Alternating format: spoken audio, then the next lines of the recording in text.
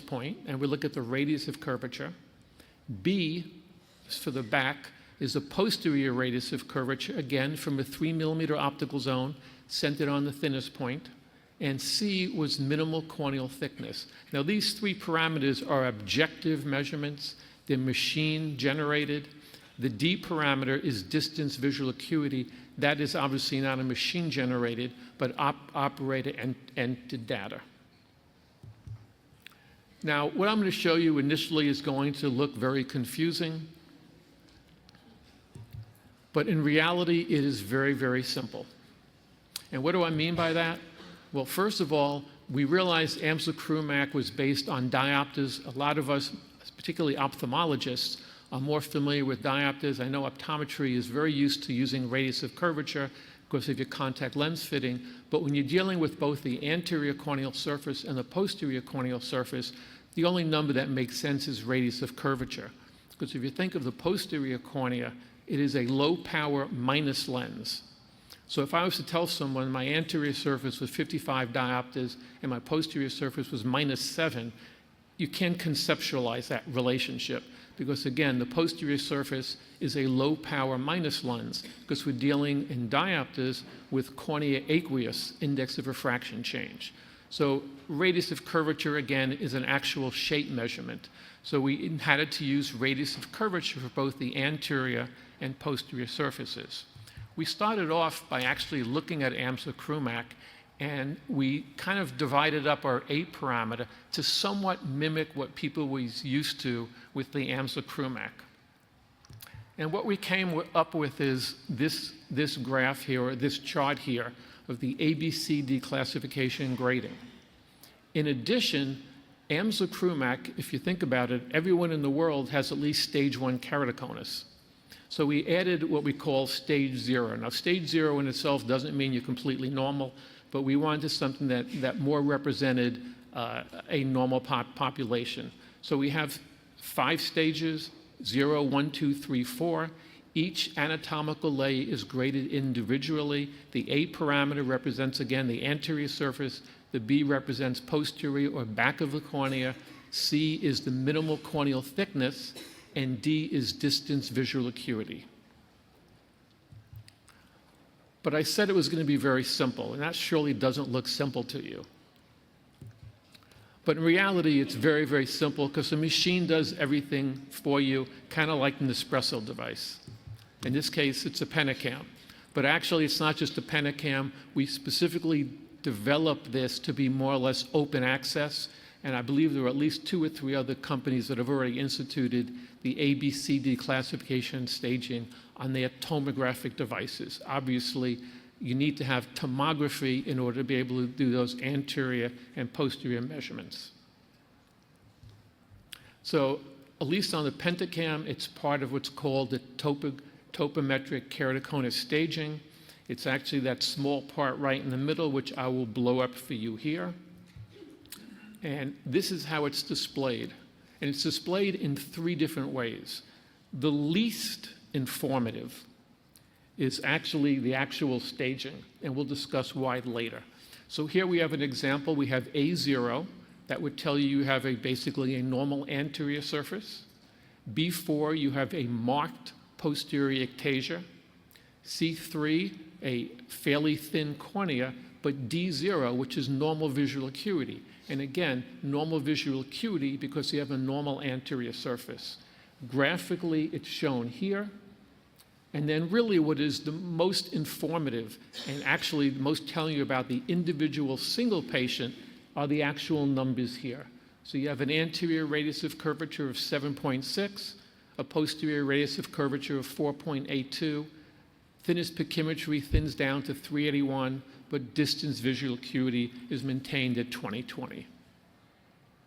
And then here are some examples. This would be a normal eye. You see on the upper left the normal 4-map refractive. To the right is a topometric staging, and I just blew up the actual staging down below. And here you can see again a completely normal eye. Here is a very early ectatic change. Again, you can see just a little hint. If you look here, of a positive elevation on the anterior surface, a more prominent one on the posterior surface, and again, you'll see the classification down below, very early disease. Here's moderately advanced keratoconus, and I don't think anyone would miss this on any of the maps. And then this is advanced keratoconus. Again, I don't believe anyone would miss this, but again, you can see here the staging of A4, B4, C2, because the cornea is only moderately thinned, and D2, because visual acuity is down to 2100. But our real goal wasn't just to come up with the classification system. Our real goal was to determine when and if true progression occurs. And that leads us to what is now the Belin ABCD progression display. And I'm going to discuss about its utilization both before and after cross-linking. So if we go back to that same consensus document of 2015, they did address progression. And what they said, there's currently no consistent or clear definition of ectasia progression. And what they said is, in order to determine true progression, you had to have steepening of the anterior corneal surface, steepening of the posterior corneal surface, or an increase in the rate of thickness change, in other words, pachymetric progression. And if we look at all the prior progression parameters, I'll give you a second or two to look at this list. First, to note, none of them have actually been validated. And if we look at this entire list, some of them make absolutely no sense, okay? And the first one, and this was one of the FDA criteria for the glaucoma study, it's a back optic zone radius of best fitting contact lens, a 0.1 millimeter or more decrease in back radius of curvature of the lens. Now, when I speak to ophthalmologists, they have no idea about this, but I'm speaking to optometrists. If I take a fitting contact lens and make it slightly smaller in diameter, what do I have to do to the radius of curvature? Steepen it. So I can show anyone to have progressive disease by changing the size of their contact lens. One of the stupidest parameters I've ever seen in a study. And it was accepted by the FDA. Oops, slides are going up by itself because I'm holding it. So let's see if I can back up for a second. Okay.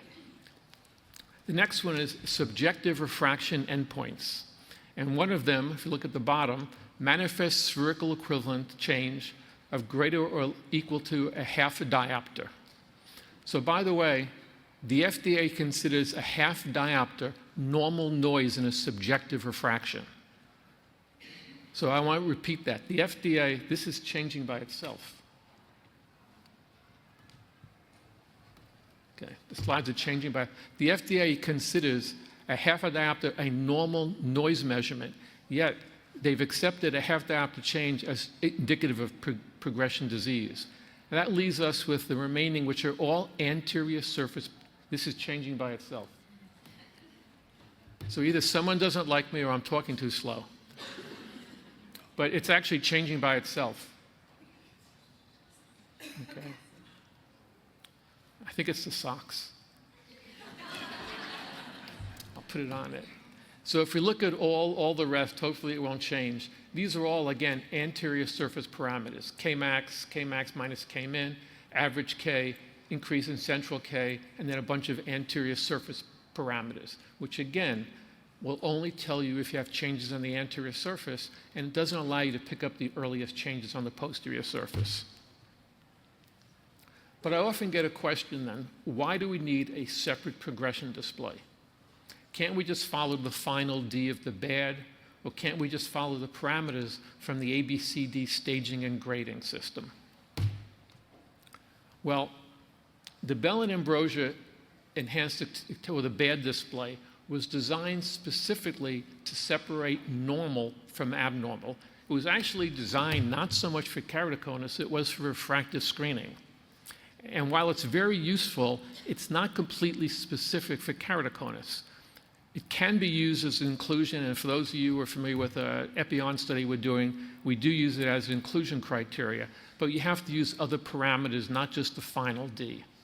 So the final D shows deviation from normal, but not necessarily progression of disease. And if I just show you some quick examples, these are 3 clinical examples that have obviously abnormal Ds because they're not normal corneas. Post-refractive, hyperopic LASIK on your upper right looks like keratoconus. Lower right is endothelial dysfunction. All of these will have abnormal Ds, but they're not indicative of keratoconus. So you can have progressive corneal thickening and endothelial dysfunction, and you'll get progressive changes in your final D, but you can't use that to follow keratoconic eyes. How about, why can't we just follow the ABCD parameters? Well, grading systems are really designed for population-based studies.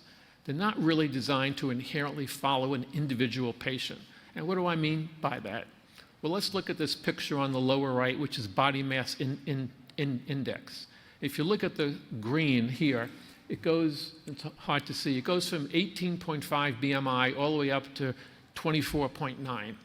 So if I had a patient who started at 18.5 and went all the way up to 24, which is a massive change, they stay in the same grading. If I have another patient who was 24.9 and just went up a tiny bit to 25, they would jump a grade. So it's really, grading systems are great for huge population studies, but you really can't use them to follow individual patients. And that's true also for the ABCD grading system. So in 2016, it's like 8 years ago, we actually proposed using a new novel tomographic parameters, which is what we ended up using for our grading system, to determine ectasia progression earlier than was possibly available using the classic K max numbers. And we published that back in, I said, 2016. So the progression display allows us to observe changes in both the anterior and posterior cornea and corneal thickness over time, and allows us to determine when we have statistically significant change. So to do that, the first thing we had to do is we had to determine what are the noise of the measurements. In other words, in order to determine whether you have statistically significant change, you have to know what the measurement noise is. So we determined what we call a one-sided confidence intervals. One-sided because we're only interested if the cornea steepens or if the cornea thins. And we evaluated those for each of those parameters, A, B, and C. Okay? We also determined early on that it was important to determine the noise measurements in both a normal database and a keratoconic. Because for your very early disease, particularly in your young patients who may have very early subclinical disease, those noise measurements probably mimic a more normal population, but in your advanced disease, the noise measurements will mimic the keratoconic population. All you probably know is the more abnormal the cornea gets, the more difficult it is to take measurements, and the more inherent noise you will see. So again, as we said here, we studied both normals and abnormals, because in your older patient with clinically evident disease, the noise is going to mimic a keratoconic database. Also, there's less concern with observing or waiting and watching an older population. But your young patient with a patient with early or subclinical disease, the risk of waiting is greater. So we give you 2 different databases to compare to, a normal database, noise measurement, and a more established keratoconic. And what we saw when we did those noise measurements is what you would expect. Green are the normal database, red is the keratoconic, and you don't have to look at the numbers other than you'll see that the noise measurements in the keratoconic population are significantly higher than the noise measurements in your normal population. And that's true for almost any test we do. It's true for preoperating cataract patients. It's true for almost anything. The more abnormal the eye is, the more inherent noise you will see. And we came up with, and this is the second iteration of what we call the progression display. It allows us to look at up to 8 exams over time. It looks at each anatomical layer individually. So This is the anterior surface, the A parameter. B, this is the posterior surface. C is corneal thickness, minimal corneal thickness, not an apical reading. And D is distance visual acuity, but again, D is not machine entered. The user has to enter that information. It defaults to show you both databases, red for keratoconic, green for normal. It's hard to see. The solid line here is a 95% confidence interval for change. The dashed line represents an 80% confidence interval, and then the same thing with the green and the red. It also allows you to show if and when you've done treatment. Treatment really means cross-linking. If you see here, again, it's hard to read, it says treatment. The treatment was done here, and you'll notice this black dotted line here, that represents when cross-linking was done. What you will notice is that those confidence interval flags no longer appear after cross-linking because those noise measurements don't apply after cross-linking. Now, it looks confusing, and there's ways of making it much easier to read. And again, I kind of already just said this, those confidence interval flags, red and green, are removed after you've shown that you've done a cross-linking treatment. So this is an example, and again, this is a way to kind of make it a little bit easier to see. This is a 15-year-old, very early keratoconus with a 3-month follow-up. Because it's a 15-year-old, and also because it's very early disease, I'm only going to look at the green confidence intervals. Again, green because, again, it's a normal database, but this is very early disease in a young patient, so I'm using the more appropriate database. So, and you can choose that just right up here by clicking on one of these. So it simplifies the display quite a bit. And here again, if you look at the anterior surface, it's very, very stable. And if you look over here at Kmax, what you'll notice is there's no significant change in Kmax. And again, but no significant change on the anterior surface. But look what's going on the posterior surface of the cornea. By the second exam, we're past the 80% confidence interval. And by the third exam, we're well past the 95% confidence interval for change. This is statistically proven progressive disease in spite of a stable Kmax and a stable anterior surface. The biggest problem is for many insurance carriers, they will not let you treat. But many, many carriers now, if you actually give them the progression display, we've had very good success in getting payment. But this is a perfect example. Here you can preserve vision. You have documented progression in spite of a stable Kmax and a stable anterior surface. This is when you want to intervene. Here's an 18-year-old, more advanced keratoconus, 22-month follow-up. I want you to look at the Kmax numbers. They went from 63.6. They actually went down to 62.5. But every single parameter here is showing dramatic change. Why is that? Why do we show a change on the anterior surface when Kmax is stable?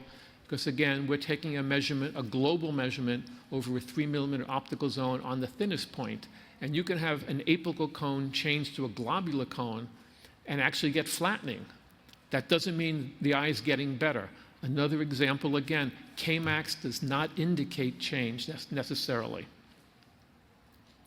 And here again is more advanced keratoconus with a stable anterior surface. Again, look at the Kmax values, 51.2, 52.1, 51.9, 50.3, no statistically significant change. And again, if you look at the anterior surface, it's very stable, but look again at both posterior and corneal thickness. By that fourth exam, we're out to the 80% confidence interval, and corneal thickness is past the 95%. How do I use this display? In general, I need at least one parameter out to at least 95% confidence interval, or 2 parameters past 80%. For those of you who know the math statistically, 2 at 80% is very equivalent to 1 at 95%, 0.8. It's actually 96%. I do want to leave you with a little word of caution. I take the C parameter with a little grain of salt. Because the way we do noise measurements, we do repeated measurements, but it's over at the same period of time, and we do know corneal thickness can change throughout the day somewhat. So if all I see is a change in the C parameter, I'll do at least 2 consecutive measurements over time. But again, the value here is, again, documented, statistically proven change in spite of stable anterior surfaces and a stable K max. So what have we shown with this? Well, is a dissociation between clinical progression and changes in K max. We now have a tomographic-based classification system that allows us to show when we have statistically significant change in spite of a stable anterior surface and a stable K max. You can actually go back also and look over your historical files and really see these changes that may have been missed in the past. But I started off by saying I'm going to talk about how to use this both before and after cross-linking. And I mentioned that I don't want to say the exam I showed you, that if you showed that you've done a cross-linking, it removed the confidence intervals because those noise measurements were not done in post-cross-linking eyes. So we did a study, this is now probably about a year and a half old, to measure the noise levels post-cross-linking. I did that in conjunction with the Elser Institute in Zurich, Switzerland, and the Hamburg Keratoconus Center in Germany. We looked at patients that were at least 12 months post-cross-linking. And I want to stress, we did 12 months because we actually did an earlier study, and the noise measurements prior to 12 months after cross-linking were so variable as to be not clinically useful. I also want to say this was done only in standard epithelium off cross-linking. Our hope is we will in the future do these noise measurements again in epithelium on, and we probably will find that they'll stabilize a little bit earlier. But this is just basically standard Dresden epithelium off. We use 2 sites. I would love to have used more, but we use 2 sites because cross-linking is a surgical procedure. We were concerned that there may be some variability from center to center. We did 3 separate Penacam measurements. Patient was removed from the device each time. We had a minimum of 7.5 millimeters of coverage and an acceptable quality score on the Penacam. And we did very similar measurements. We did pool variance and one-sided confidence intervals the same way we did the prior studies. And what do we see? Not a huge number of patients. We had 60 patients, 38 from Zurich, 22 from Hamburg. The average age between the 2 were very, very similar. And what you'll see, again, you don't have to know these because the machine does it automatically, but we ended up with noise measurements that we intuitively thought we should get. And that is, if you believe cross-linking has a kind of a normalization effect on the cornea, we would hope to see that the noise measurements wouldn't be as good as you see in normals, but hopefully we're better than that we would see in an untreated keratoconic, and that's exactly what we did see. So the noise measurements after cross-linking fell between the normal and the keratoconic population. We then did a geographic comparison between Zurich and Hamburg, and the values were basically identical. It's difficult to look at this graph because the N numbers are different, but had they been normalized for N, they're almost mirror images. So populations between Zurich had similar ABC values, and they had very similar noise measurements. There were no statistical difference between the 2 sites. The Hamburg site in particular had a huge range in time since cross-linking. They actually went out to nearly 10 years. So we looked at the Hamburg site, and we divided the patients in half. There were 11 patients that fell between 1 and 3 years, and 11 patients that were over 3 out to 10 years after cross-linking. Here it's easier to interpret the bar graphs because the ends were identical, and you can see the 1 to 3 years versus the 3 to 10 completely mirror image. So what does that tell us? It tells us once we get past 1 year, the noise measurements are consistent over at least a 10-year period. So this is the newest iteration of the ABCD progression display, and the Post-cross-linking confidence intervals are shown in blue, which you can see here. And again, same thing, 95% confidence interval is a solid line. Dotted line is an 80% confidence interval. So let's look at a couple examples. So this is a 16-year-old post-cross-linking. And again, you can choose, I don't have a lot of time to go over the details, but you can choose what exams to show. Typically, after cross-linking, I'll only really show at least one exam before, or sometimes only show the post. But here you can see again, this is post-cross-linking. The gates will only appear on exams that are at least 1 year out, which is why it looks like they're separated. But here you'll see again a very good response compared to the preoperative data. So a very good response to cross-linking in an otherwise stable exam after treatment. Here's one that I would say possible retreatment. We'll notice here, again, this is immediately after cross-linking. We see an improvement. It's beginning to kind of hedge up here. Similarly, some change here, stable in corneal thickness. I would always, on post-cross-linking, if I'm ever going to contemplate a repeat cross-link, I would want to see at least a few exams over time. But again, at least alert you to follow this patient a little bit closer. So what have we shown on the post-cross-linking? That's similar to prior to cross-linking. Our post-cross-linking measurements can be used to determine progressive change. While it was only 2 sites, the noise measurements were consistent